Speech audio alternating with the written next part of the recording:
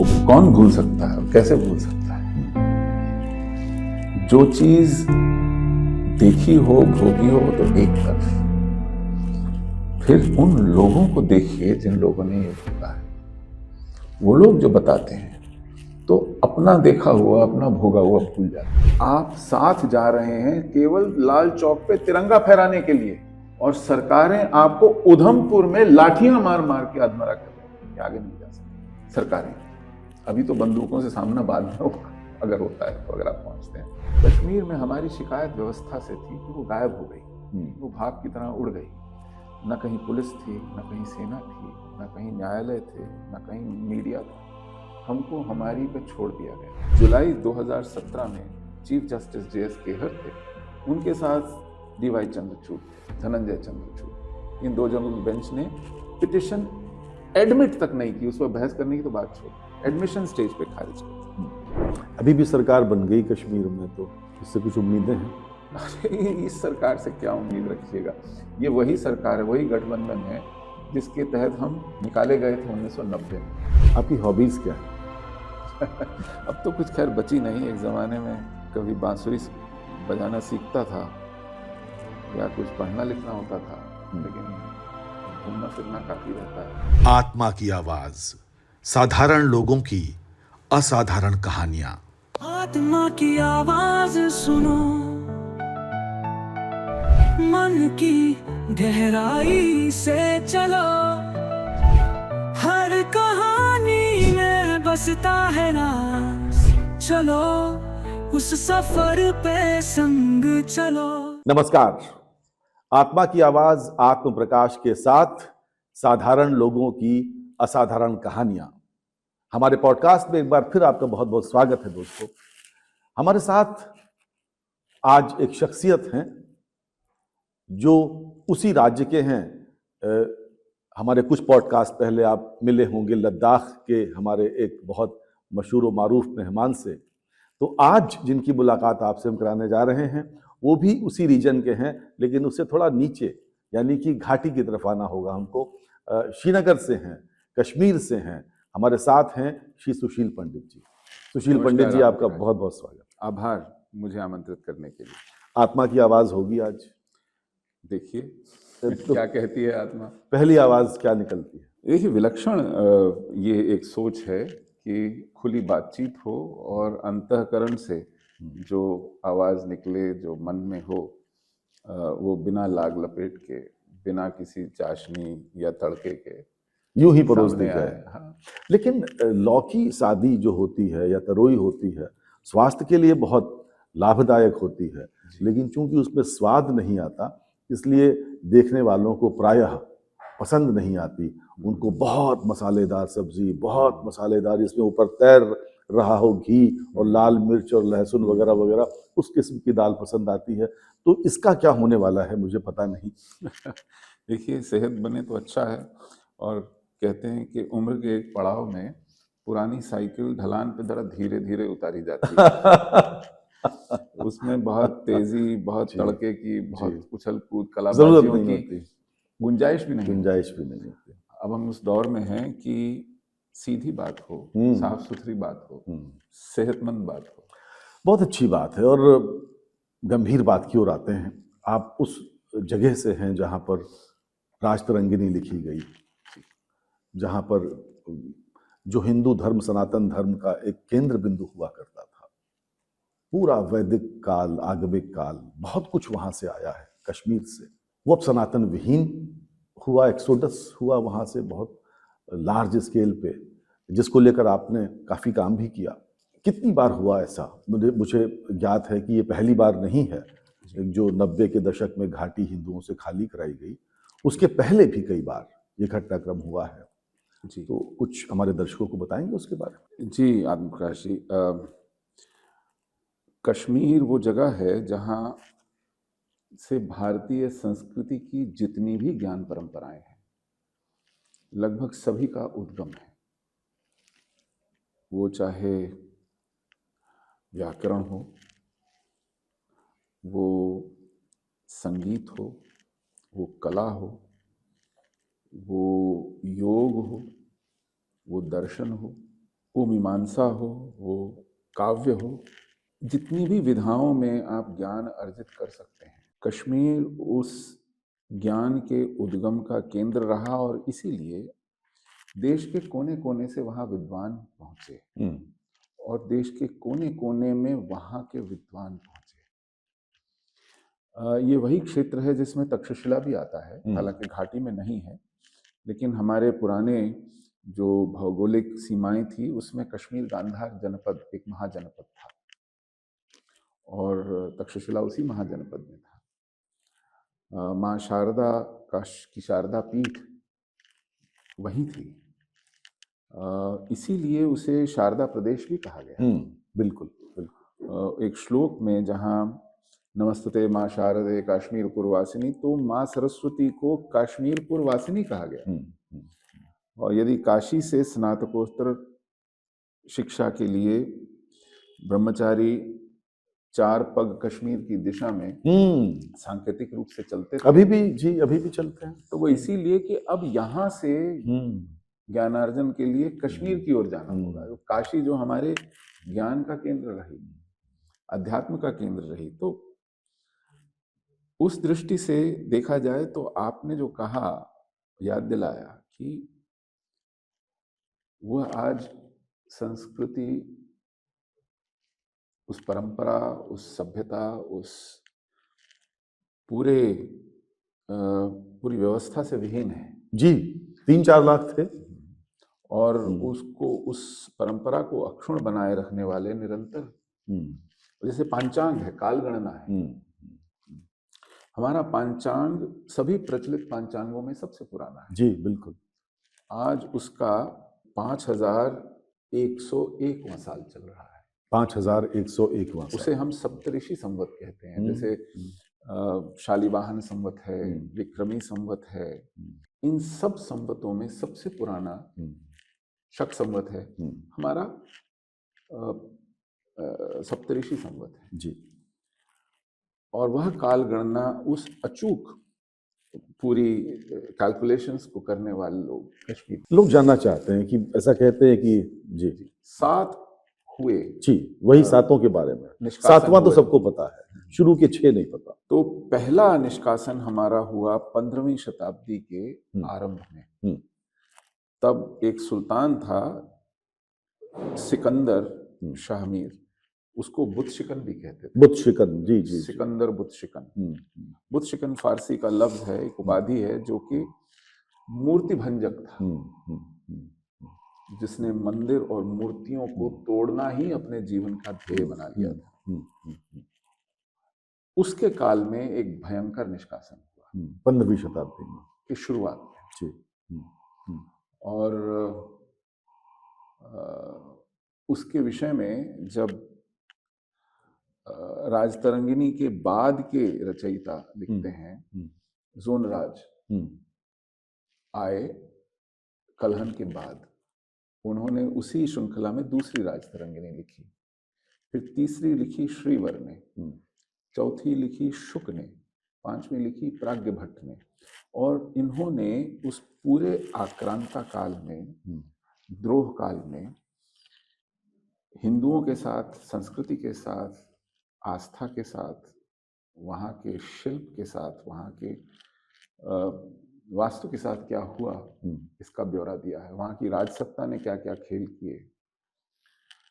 तो इसमें जोनराज लिखते हैं कि अपने संबंधियों को ढूंढने के लिए हिंदुओं को कई बार मुसलमानों का वेश धरना पड़ता था, मारे मारे फिरते थे, क्योंकि ऐसे छितरा दिए गए, बिखर गए, किसी को कोई रास्ता नहीं मिला और इतने भूखे प्यासे भटकते थे डर के मारे जंगलों में। कहते हैं जैसे कुत्ते की प्यास के मारे जुबान बाहर लटकती है, आंखें बाहर निकल आती हैं, भय से, भूख से, असुरक्षा से आक्रांत।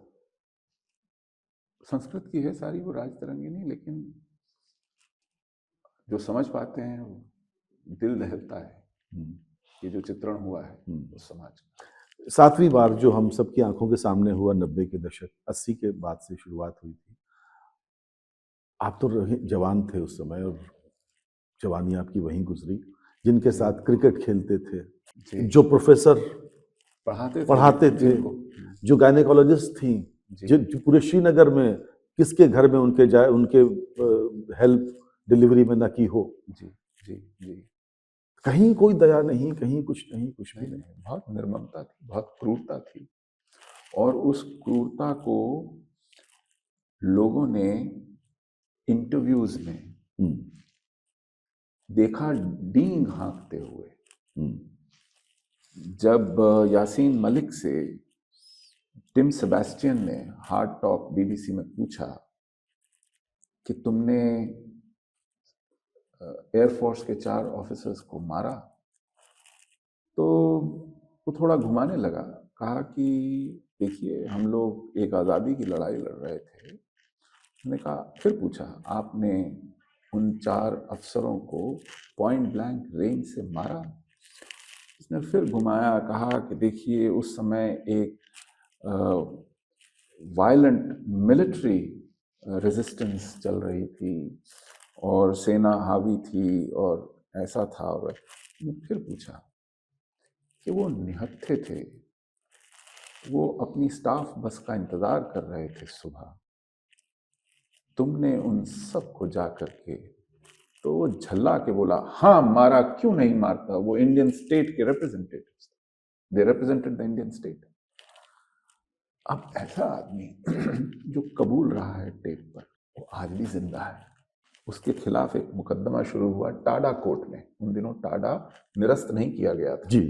तो निरस्त होने के बाद उस कानून के अंतर्गत मुकदमे नहीं हुए, लेकिन जो पहले चल रहे थे जब वो कानून था, उस मुकदमे को घिसटते हुए 35 वर्ष हो गए। 9 प्रधानमंत्री आके चले गए, हर तरह की सरकार आई, हर तरह का गठबंधन आया, हर तरह की विचारधारा देखी हमने, लेकिन वो केस वहीं का वहीं है और ये आदमी अभी तक जिंदा है। अभी भी सरकार बन गई कश्मीर में, तो उससे कुछ उम्मीदें हैं? अरे इस सरकार से क्या उम्मीद रखिएगा? ये वही सरकार है, वही गठबंधन है जिसके तहत हम निकाले गए थे 1990 में। तब राजीव गांधी और फारूक अब्दुल्ला का गठबंधन था कश्मीर में, नेशनल कॉन्फ्रेंस कांग्रेस का। अब राहुल गांधी और उमर अब्दुल्ला का गठबंधन है। बेटों का। बेटों का पिता का गठबंधन। जमाना था ये हाँ, बेटों का। लेकिन जहनियत, मानसिकता वही है। अच्छा, आपने वो सब देखा अपनी आंखों से, तो कुछ याद आता है? वो कौन भूल सकता है और कैसे भूल सकता है? जो चीज देखी हो, भोगी हो, तो एक तरफ, फिर उन लोगों को देखिए जिन लोगों ने ये भोगा है। वो लोग जो बताते हैं तो अपना देखा हुआ, अपना भोगा हुआ भूल जाते हैं। परिस्थितियां एक से बढ़कर एक भयावह थी और त्रासदियों में तुलना करना जो है वो पाप है। किसको बड़ा आंका जाए, किसको छोटा आंका जाए। मैं आपको एक उदाहरण बताता हूँ। एक दंपति ने अपनी बिटिया की शादी के लिए सामान इकट्ठा किया था। वो नंगे पांव उनको भागना निकलना पड़ा जान बचाने के लिए। घर पर ताला वाला लगा के चले गए। गांव में रहते थे, अनंतनाग जिले के। फिर वो 4-5 महीने बाद हिम्मत करके लौटे कि वहां से कुछ कीमती, कुछ चुनिंदा सामान ले आएंगे। जब गांव पहुंचे तो खबर आग की तरह फैल गई कि हिंदू वापस आए हैं। ये भी अपने घर पे ही थे। एक जीप में 4 लोग आए, उन्हें घसीट कर बाहर लाए, रस्सी से उनके हाथ बांधे और उनको जीप से बांधा और 15-20 किलोमीटर उनको जीप के पीछे घसीटा अनंतनाग जिले में। पहले उनके कपड़ों के चीथड़े हुए, फिर उनकी त्वचा के, शरीर के चीथड़े हुए, फिर रोकी, शायद किसी की सांस चल रही थी या कुछ हरकत थी तो उनके सिर में गोली मारी। एक शब्द है कि आप कहें क्रूरता है, निर्ममता है। इस तरह के कृत्य के लिए ये शब्द भी काफी नहीं पड़ते। कैसे भूल सकते उन लोगों को? आप सोचिए क्या बीती होगी उन पर। और ये एक मैसेज था उन सब के लिए जो सोच भी रहे थे वापस जाने के बारे में। कभी कोई संगठित प्रयास नहीं किया? जो जितने लोग विस्थापित हुए थे, हैंड होल्डिंग करके हजारों लोग ये वापस फिल्मों में होता होगा शायद कि लोग साथ वापस आए। हाँ कि चलो अब एक रेला आया है, इंडिविजुअल कोशिश करने के बजाय एक बार साथ कोशिश करते हैं। क्या करेंगे चल के। वहां छावनियां हैं सेना की, वो तो साथ ही रहते हैं। वो हथियारबंद भी हैं, उन पर हमले हुए, उनके फैमिली स्टेशंस पे हमले हुए।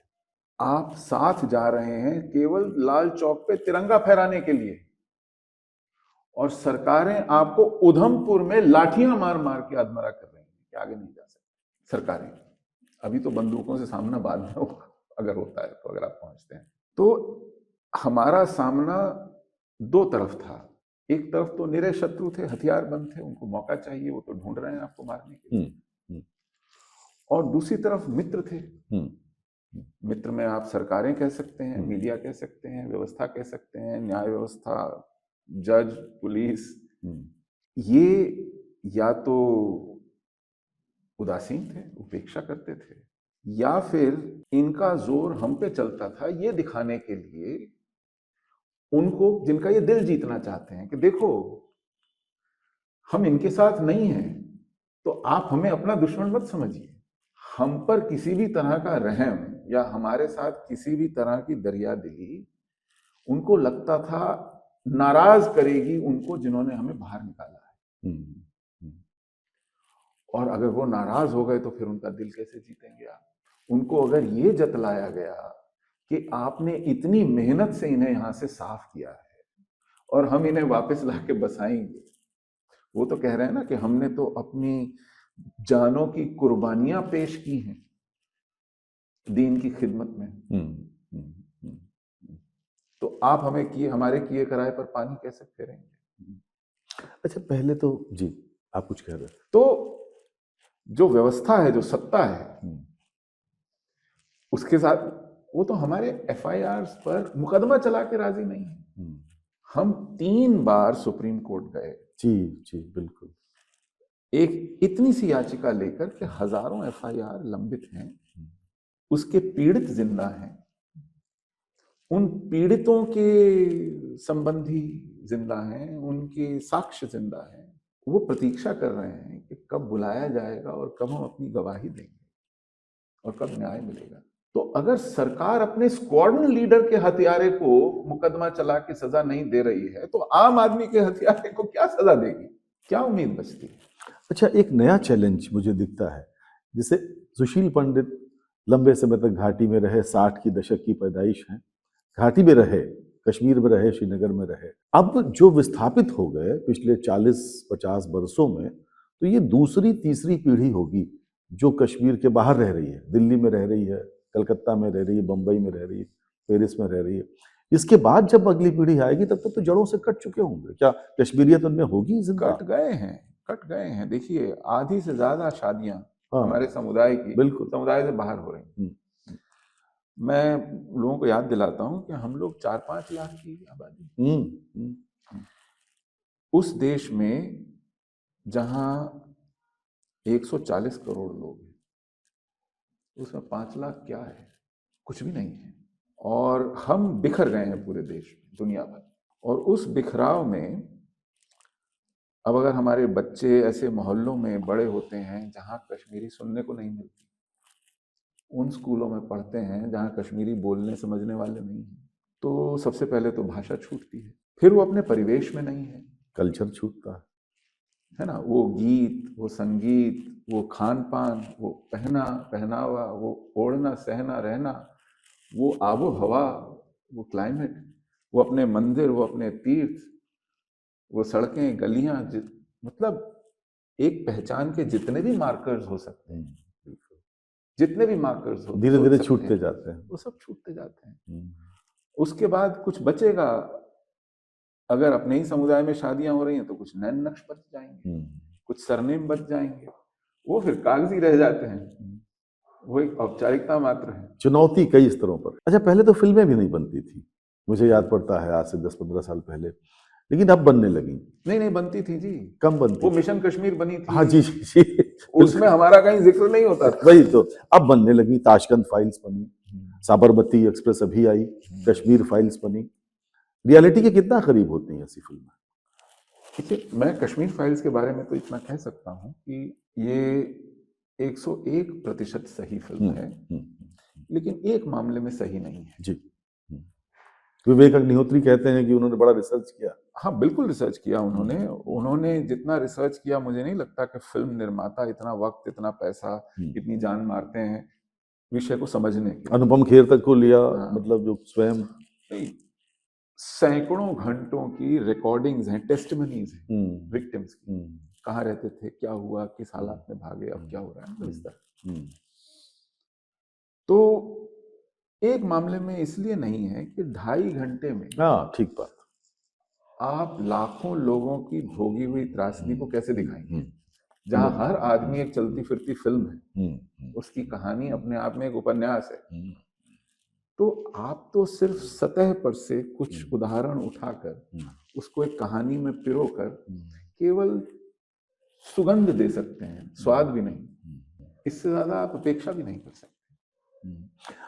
जो कुछ हुआ उस समय वहां पर, ऐसा लगता नहीं कि अब देश में कई जगह ऐसी तैयार हो रही हैं, कुछ जगह आसाम में भी हैं, कुछ उत्तर प्रदेश में भी हैं, हो गई हैं जी, हो गई हैं। क्या दिख रहा है?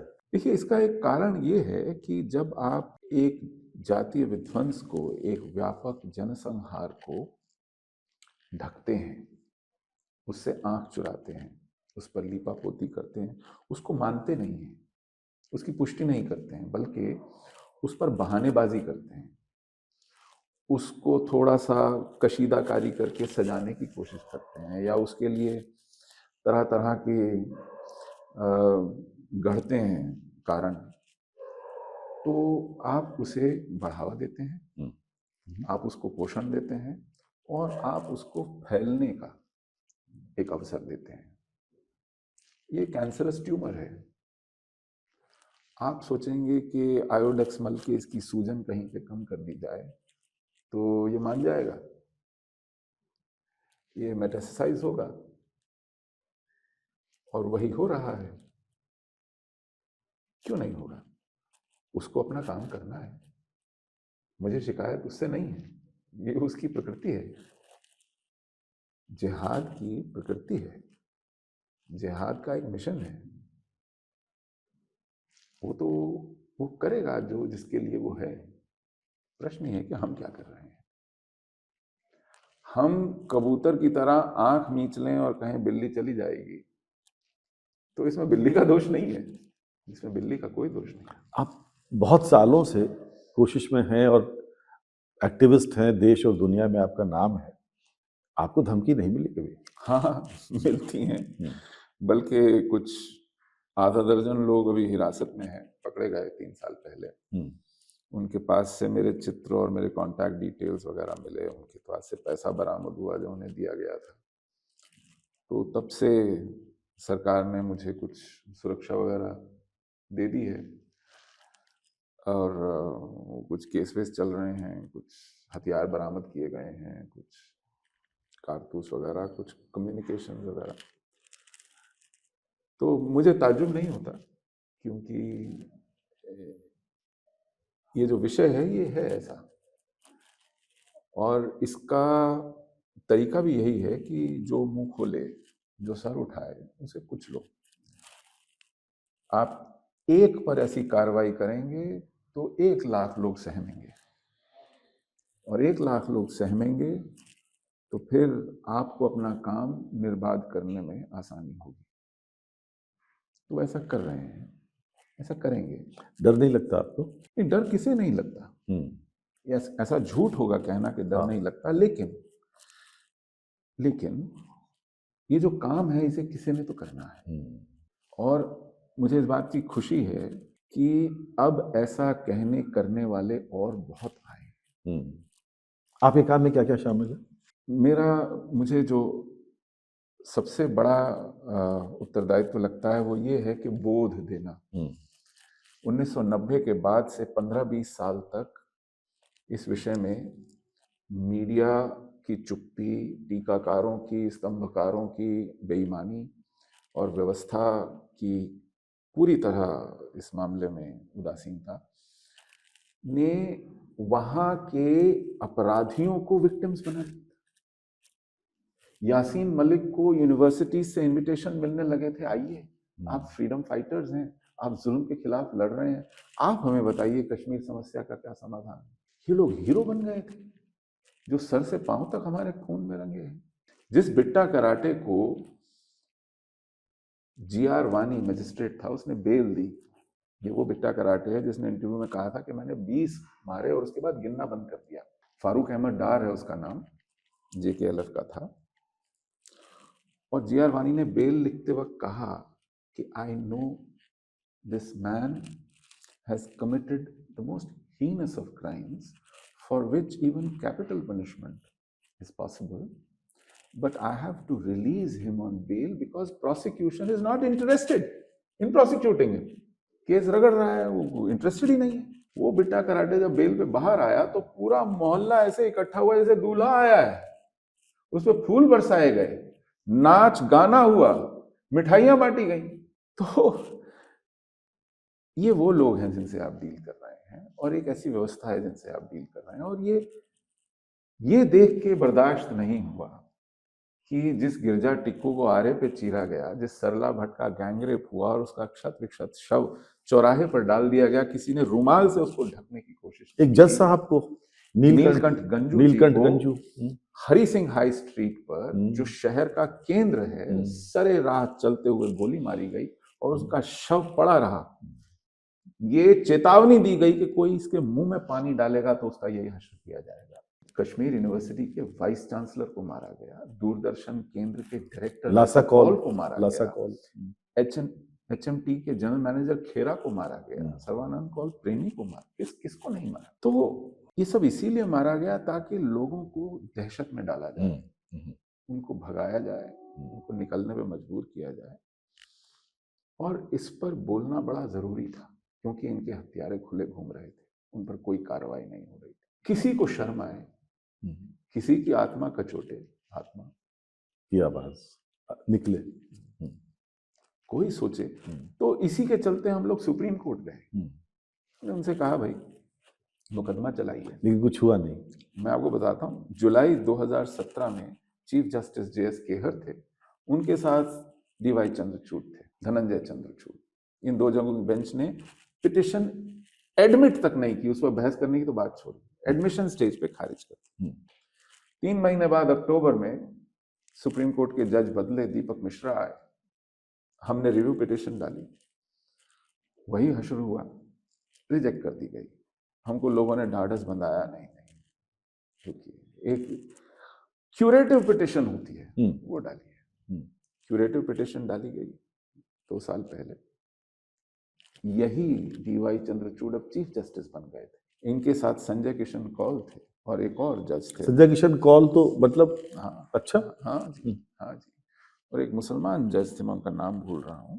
तो बड़ी आइडियल बेंच थी, मतलब हाँ बिल्कुल, सर्वधर्म समभाव वाली। हाँ, और उसने भी उसको एडमिशन स्टेज पे डिसमिस कर दिया। तो दम नहीं रहा होगा फिर पिटिशन में, ऐसा है क्या?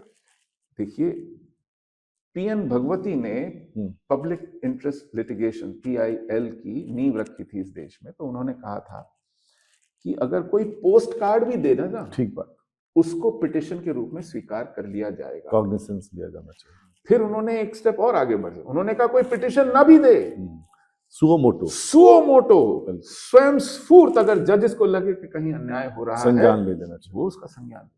हमने तो एक मोटी सी पिटिशन FIRs के साथ, उन घटनाओं के साथ, उन विक्टिम्स की टेस्टमनी के साथ कहा था ये सब मुकदमे चल ही नहीं रहे हैं आपकी न्याय व्यवस्था में। तो ये बड़ी बड़ी बातें बघारने वाले जज व्यवस्था में हम कितनी बार दीवार पे जाके सर मारेंगे। अच्छा, अब उन्हीं के साथ आप रहते हैं, वही जीवन जी रहे हैं उन सब के साथ, अभी कितना आत्मबल शेष है? कठिन सब प्रश्न है और शायद अभद्र भी है थोड़ा सा, लेकिन फिर भी मतलब आत्मबल शेष है। सरकार भी आपके साथ है, 370 भी हटा है, कोशिश लगातार जारी है।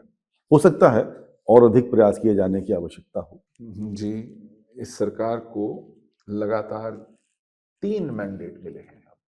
जी, कभी याद नहीं पड़ता मेरे जीवन काल में किसी सरकार को 3 बैक टू बैक मैंडेट्स मिले हैं।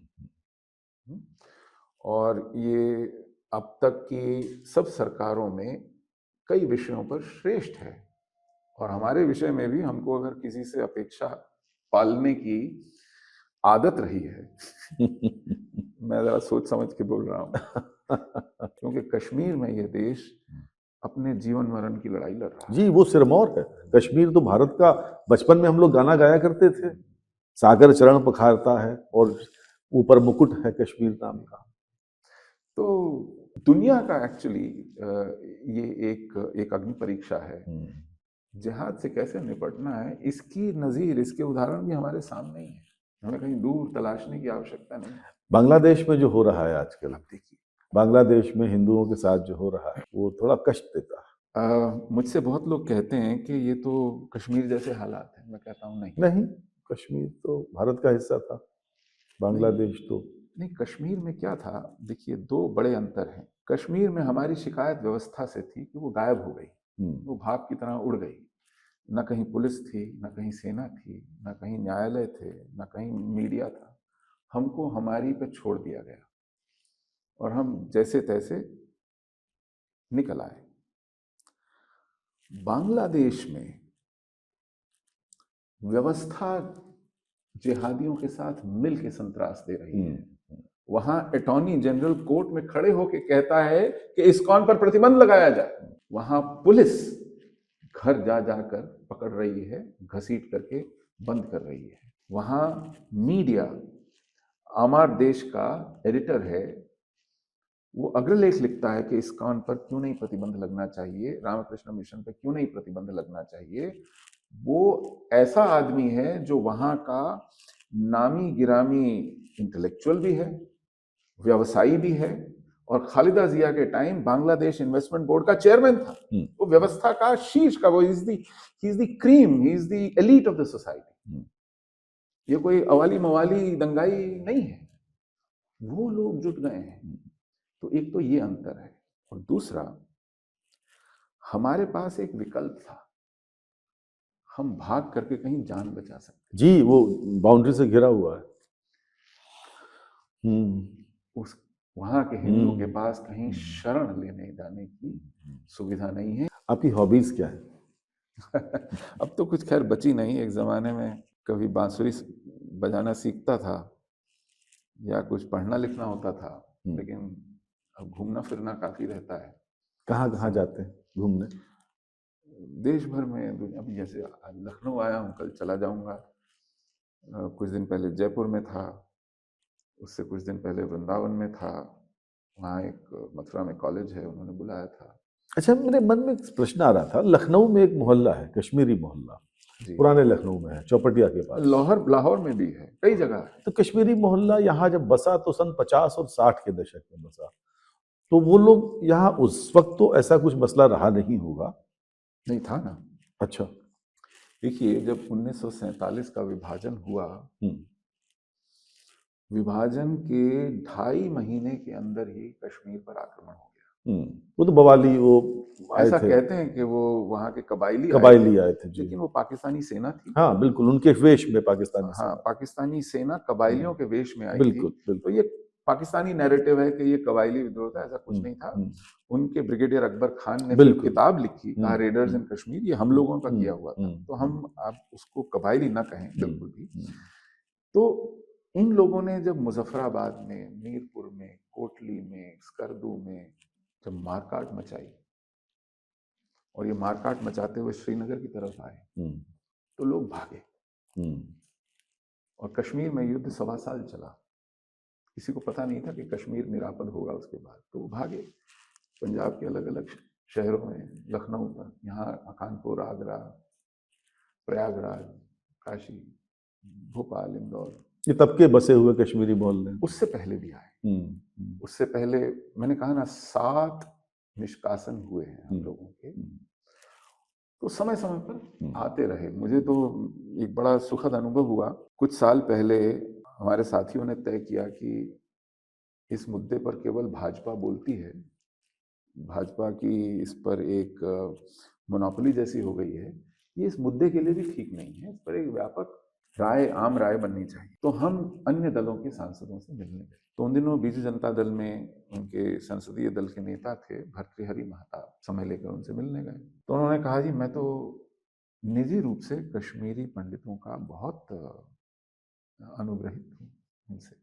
मैंने कहा आप क्यों? कहते हैं मुझे संस्कृत पढ़ाने वाले वो। कैसे? कहते वो तो मेरा है, खैर पूरा उड़ीसा जो है उनका आभारी। कही ये क्या बात हुई? तो उन्होंने कहा जिन्होंने मुझे संस्कृत पढ़ाई जब मैं बहुत छोटा था, उनके पिता थे हरे कृष्ण महताब, वो एक बड़े संपादक रहे, प्रजातंत्र एक अखबार का निकलता था। उन्होंने कहा वो घर संस्कृत पढ़ाने आते थे, उन्होंने पहली बार भगवत गीता का संस्कृत से उड़िया में अनुवाद किया। ओहो। और इसलिए हम उसको बिहारी लाल गीता कहते हैं। तो ये एक, क्योंकि जिनको संस्कृत नहीं आती थी, ऐसे सामान्य जन को पहली बार भगवत गीता अपनी मातृभाषा, और ये उन्होंने किया था कश्मीरी। क्या बात। तो हमें ही नहीं पता समुदाय को कि जब बिखरे छितरे इधर उधर भटके तो कौन कहाँ जाके लगा और किसने क्या किया, को लोगों से अब सुनने को मिलता है तो पता चलता है कि क्या लाहौर में कश्मीरी मोहल्ला। आत्मा की आवाज में आज मित्रों हम मुखातिब थे श्री सुशील पंडित जी से। सुशील पंडित जी एक्टिविस्ट हैं, मिशनरी हैं, चेहरे पर मधुर मुस्कान है, हृदय में दर्द है, लेकिन फिर भी जिस मिशन को लेकर आगे बढ़ रहे हैं उन्होंने हार नहीं मानी है। हार नहीं मानूंगा, रार नहीं ठानूंगा, काल के कपाल पर लिखता मिटाता हूं, गीत नया गाता हूं।